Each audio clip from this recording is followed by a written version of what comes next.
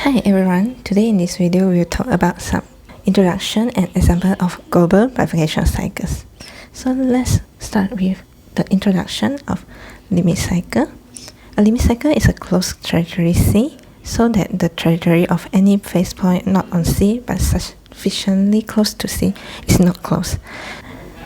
So we can see the example below. The red orbit represents a limit cycle, while if the trajectory which are not on this orbit, it will either be attracted by this closed orbit or repelled from this closed orbit.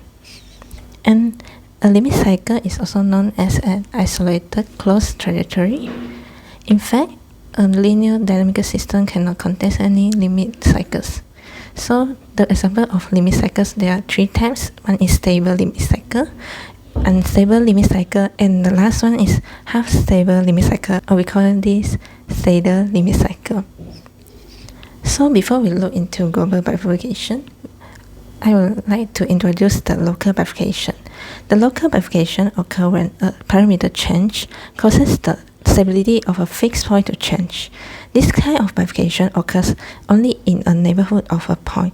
So for an example is the Hawk bifurcation. In the slide, the drawing shown below are the subcritical Hawk bifurcation, which you will see that from an unstable fixed point, when the bifurcation happens, it will change into stable fixed point and also have an unstable limit cycle on the phase plane. And there are many types of local bifurcation, but in this video we will not focus on local, we will focus on the global bifurcation.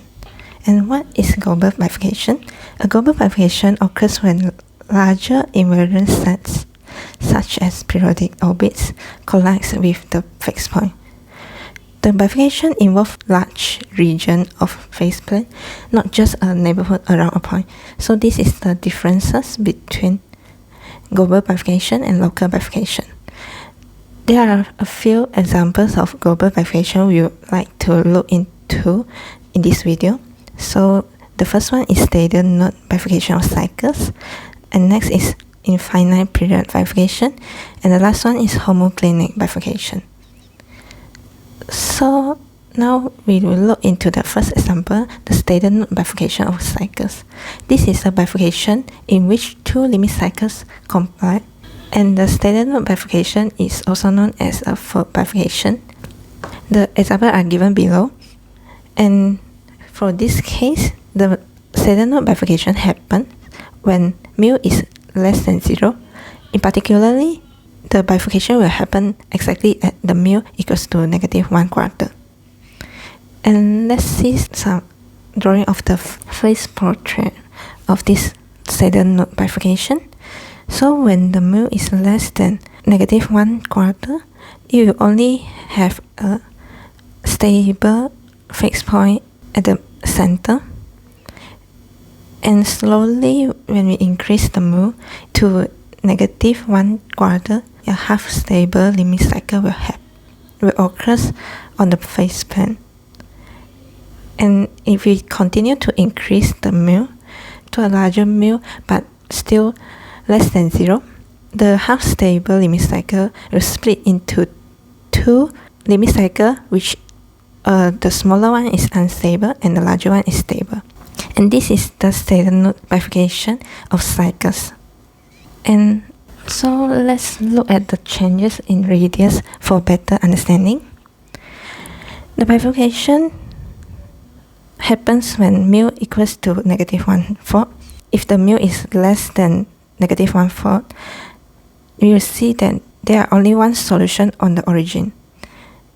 And when we increase the mu, another fixed point occurs at some radius. And this is a half stable fixed point. And if we continue to increase the mu, then we will see that the half stable fixed point will eventually split into two, one unstable and one stable case. And you might wonder, what if the case for the mu larger or equal to 0? And this is the case. When the mu is larger or equal to 0, A subcritical Hopf bifurcation will happen when the smaller unstable limit cycle will combine with the middle stable fixed point, and then this stable fixed point will change its stability to unstable. So this is not a global bifurcation, but is a local bifurcation instead. And for the example 2, this is the infinite period bifurcation. The bifurcation in which a stable node and a stable point simultaneously occur on a limit cycle. An example is for this system when the mu is larger or equals to 0, and the bifurcation will happen, in particularly the mu equals to 1. So let's see some phase portrait of this bifurcation. When we solve this system, these two equations, we will get that the R is equal to 0 and 1. So we will eventually get a fixed point at the center and a limit cycle with radius 1. But when the mu is changing, the period of the cycle, the R equals 1 cycle, will not be constant. So it may lead to at some point on this limit cycle, it will be slow, and at some point it will be fast. And when the mu is larger than 1, this is what the phase portrait looks like. And if we decrease the mu slowly, and it hits 1, the period of the cycle will get slower and slower, and until it falls to loop around. So it will have a stable fixed point occur on the limit cycle. And if we continue to decrease the mu to less than 1, then this stable fixed point will eventually split into two, one unstable and one stable fixed point. And this will cause the large region of the phase plane to behave differently. So it's one of the global bifurcation. And the last example we'll look into is the homoclinic bifurcation, which the bifurcation in which a cycle combine with a stable point and become a homoclinic orbit. And this is one of the examples of the homoclinic bifurcation. And the bifurcation will happen when the mu is approximate equals to negative 0.8645. So we look into the phase plane of this bifurcation.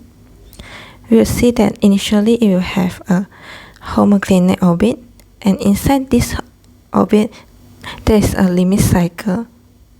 When the mu changes, the limit cycle will become bigger and bigger and bigger, and finally hits the mu equals to negative 0.8645.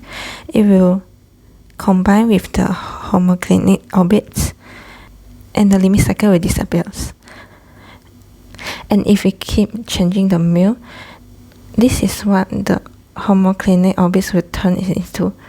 So it will have like something spinning outwards, and it somehow looks similar to the homoclinic orbits, but it is not. So here is some quick recap that what we introduced today. If you are interested in any of this topic, you can always do some research on this. And this ends the video today. Thanks for watching.